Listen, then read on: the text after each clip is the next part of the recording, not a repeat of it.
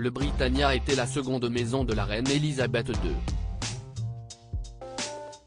Majestueux et idéal pour se retirer du monde, le yacht royal anglais a été mis en service en 1953, et lorsqu'il fallut le laisser définitivement à quai, en 1997, la défunte souveraine eut le cœur brisé. Comme ce mythique navire, il existe d'autres bateaux, moins imposants, sur lesquels les grandes familles du Gotha aiment à se prélasser lorsque l'été pointe le bout de son nez.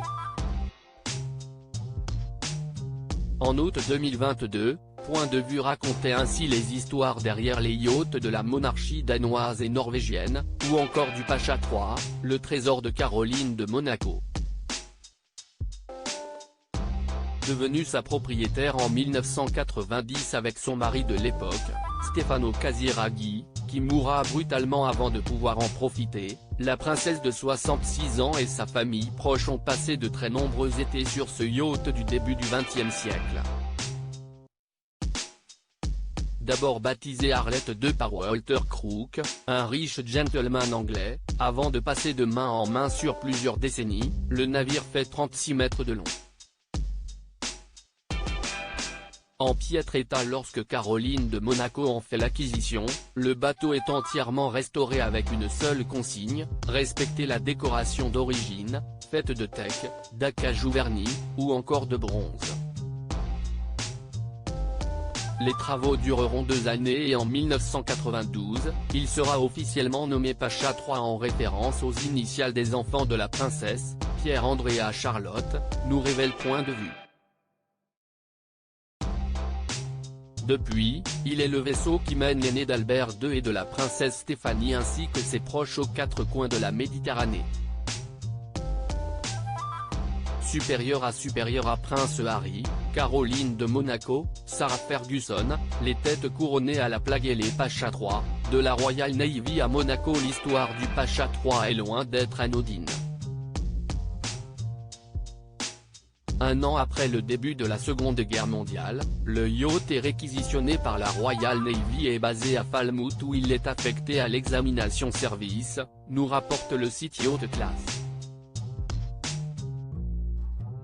Sa mission est d'assurer la surveillance du port militaire. Il ne fera ainsi pas partie des 92 navires de plaisance mobilisés pour l'évacuation de la poche de Dunkerque, en juin 1940. À la sortie du conflit, le bateau est rebaptisé Priamar et redevient un yacht classique, dédié au plaisir et à la navigation estivale. En 1967, il revient au peintre français Bernard Buffet, qui l'accoste à Saint-Tropez.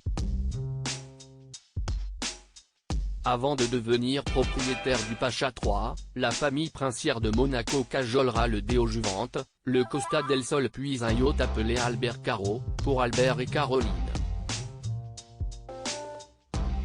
Celui d'après prendra le nom de Caro Stéphane, et suivra le Stalka et enfin le Pacha, Pierre Andrea Charlotte. Soucieuse de retrouver l'authenticité du bateau, la princesse Caroline met un point d'honneur à rénover respectueusement son bateau familial, même si 2 éléments diffèrent de l'aménagement original, la cheminée du salon est supprimée et la salle radio d'abord située près de la timonerie est transformée en toilette. Mis à part ces légers changements, le Pacha a donc gardé son allure british des années 1930, avec quelques touches de couleur commandées par Caroline de Hanovre. La princesse Caroline et ses enfants, de vrais marins à l'intérieur, on trouve ainsi une moquette à rayures, des fauteuils carrés jaune paille, des canapés aux larges bandes bleues et blanches, 4 fauteuils demi-lune verte amande autour d'une petite table ronde en acajou, et de nombreux coussins en coton. La salle à manger se trouve en contrebas, tandis que le reste du navire est occupé par 4 cabines, une cuisine, un mess et les cabines de l'équipage, composées de 4 personnes à l'année auxquelles se joignent un cuisinier et un steward pour les croisières.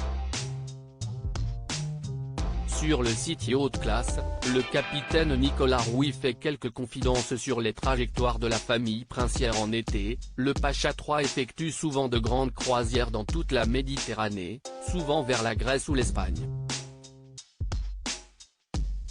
Avec 32 000 litres de gazole, nous avons environ 3 000 milles d'autonomie avec une vitesse moyenne de 11 nœuds.